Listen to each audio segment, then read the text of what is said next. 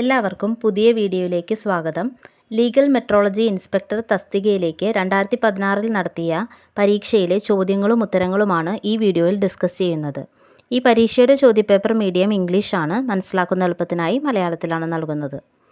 ഭരണഘടനാ നിർമ്മാണ സഭ ആദ്യം സമ്മേളിച്ച കോൺസ്റ്റിറ്റ്യൂഷൻ ഹാൾ നിലവിൽ അറിയപ്പെടുന്നത്? ഉത്തരം central hall of parliament.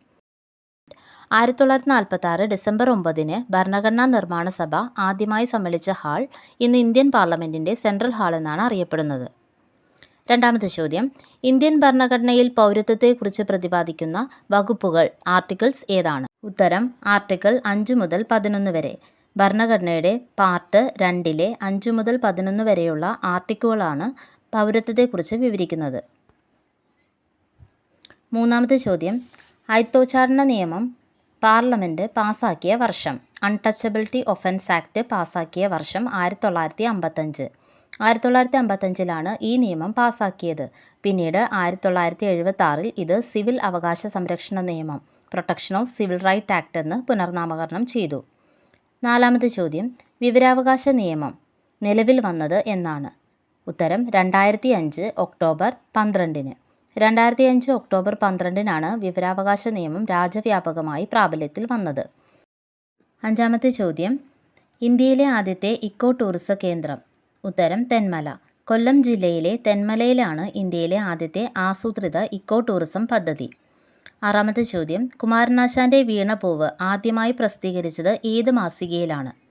Mithavadi. 1907 C Krishnan പത്രാധിപരായ Mithavadi പത്രത്തിലാണ് Veenapoovu ആദ്യമായി അച്ചടിച്ചു വന്നത്. അടുത്ത ചോദ്യം, അൽ-അമീൻ പത്രം ആരംഭിച്ചത് ആരാണ്? മുഹമ്മദ് അബ്ദുൾ റഹ്മാൻ.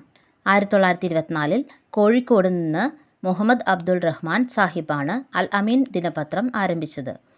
കേരള സാഹിത്യ അക്കാദമിയുടെ ആസ്ഥാനം തിരുവനന്തപുരത്ത് നിന്ന് തൃശ്ശൂരിലേക്ക് മാറ്റിയ വർഷം ഏതാണ്? 1957. 1956 തിരുവനന്തപുരത്ത് രൂപീകൃതമായ സാഹിത്യ അക്കാദമി 1957 തൃശ്ശൂരിലേക്ക് മാറ്റിയത്. അടുത്ത ചോദ്യം, 1958 കേരള സംഗീത നാടക അക്കാദമി ഉദ്ഘാടനം ചെയ്തത് ആര്? ജവഹർലാൽ നെഹ്റു. 1958 ഏപ്രിൽ 27 അന്നത്തെ പ്രധാനമന്ത്രിയായിരുന്ന ജവഹർലാൽ നെഹ്റു ആണ് തൃശ്ശൂരിൽ കേരള സംഗീത നാടക അക്കാദമി ഉദ്ഘാടനം ചെയ്തത്. പത്താമത്തെ ചോദ്യം, കേരളത്തിലെ ജോൺ ഓഫ് ആർക്ക് എന്നറിയപ്പെടുന്നത് ആരാണ്? ഉത്തരം അക്കാമ ചെറിയാൻ. തിരുവിതാംകൂർ സ്വാതന്ത്ര്യ സമരത്തിലെ ധീരമായ നേതൃത്വം കണ്ട് ഗാന്ധിജിയാണ് അക്കാമ ചെറിയാനെ കേരളത്തിൻ്റെ ജോൺ ഓഫ് ആർക്ക് എന്ന് വിശേഷിപ്പിച്ചത്. ബ്രഹ്മാനന്ദ ശിവയോഗിയുടെ യഥാർത്ഥ നാമം? ഉത്തരം കാരാട്ട് ഗോവിന്ദ മേനോൻ. ആനന്ദ മഹാസഭയുടെ സ്ഥാപകനായ ബ്രഹ്മാനന്ദ ശിവയോഗിയുടെ പൂർവാശ്രമ നാമം കാരാട്ട് ഗോവിന്ദ മേനോൻ എന്നായിരുന്നു. 2014 ജ്ഞാനപീഠ പുരസ്കാരം ലഭിച്ചത് ആർക്ക്? ഉത്തരം ബാലചന്ദ്ര നെമഡെ. മറാത്തി സാഹിത്യകാരനായ ബാലചന്ദ്ര നെമഡയ്ക്കാണ് 2014 ജ്ഞാനപീഠം ലഭിച്ചത്. ശ്രീനാരായണ ഗുരുവിൻ്റെ ആദ്യ ജീവചരിത്രം എഴുതിയത് ആര്?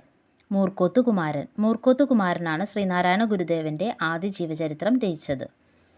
പൊയ്കേൽ യോഹന്നാൻ സ്ഥാപിച്ച സംഘടനയുടെ പേരെന്ത്? PRDS. 1909 അദ്ദേഹം പ്രത്യക്ഷ രക്ഷാ ദൈവസഭ PRDS സ്ഥാപിച്ചു. ഗുരുവായൂർ ക്ഷേത്രത്തിലെ മണി അടിച്ച ആദ്യ ബ്രാഹ്മണനല്ലാത്ത വ്യക്തി ആരാണ്? ഉത്തരം കൃഷ്ണപിള്ള. ഗുരുവായൂർ സത്യാഗ്രഹ കാലത്ത് 1931 ക്ഷേത്രമണി അടിച്ച് P. കൃഷ്ണപിള്ള ചരിത്രം കുറിച്ചു. ആത്മാനുതാപം എന്ന കൃതി രചിച്ചത് ആരാണ്? കുര്യാക്കോസ് ഏലിയാസ് ചാവറ. വിശുദ്ധ കുര്യാക്കോസ് ഏലിയാസ് ചാവറയാണ് ആത്മാനുതാപം എന്ന കാവ്യം രചിച്ചത്. കേരള ഹെമിംഗ്വേ എന്നറിയപ്പെടുന്നത് ആരാണ്? ഉത്തരം വാസുദേവൻ നായർ. എഴുത്തുശൈലിയിലെ സവിശേഷതകൾ മുൻനിർത്തി MT വാസുദേവൻ നായരെ കേരളത്തിൻ്റെ ഹെമിംഗ്വേ എന്ന് വിളിക്കുന്നു. ഇന്ത്യൻ സർക്കാരിൻ്റെ നിയമോപദേശകൻ എന്നറിയപ്പെടുന്നത് ആരാണ്? ഉത്തരം അറ്റോർണി ജനറൽ. ഭരണഘടനയുടെ ആർട്ടിക്കിൾ 76 പ്രകാരം നിയമിക്കപ്പെടുന്ന അറ്റോർണി ജനറലാണ് കേന്ദ്ര സർക്കാരിൻ്റെ പ്രധാന നിയമോപദേശകൻ. ലോകസഭയിലെ ആദ്യ വനിതാ സ്പീക്കറായ മീര കുമാർ ഏത് മണ്ഡലത്തിൽ നിന്നാണ് തിരഞ്ഞെടുക്കപ്പെട്ടത്? ഉത്തരം സസറാം. ബീഹാറിലെ സസറാം ലോകമണ്ഡലത്തെ പ്രതിനിധീകരിച്ചാണ് അവർ വിജയിച്ചത്. അടുത്ത ചോദ്യം, രാജീവ് ആവാസ് യോജനയുടെ ലക്ഷ്യം എന്താണ്? Slum free India. ഇന്ത്യയെ ചേരിവിമുക്തമാക്കുക എന്നതാണ് ഈ പദ്ധതിയുടെ പ്രധാന ലക്ഷ്യം.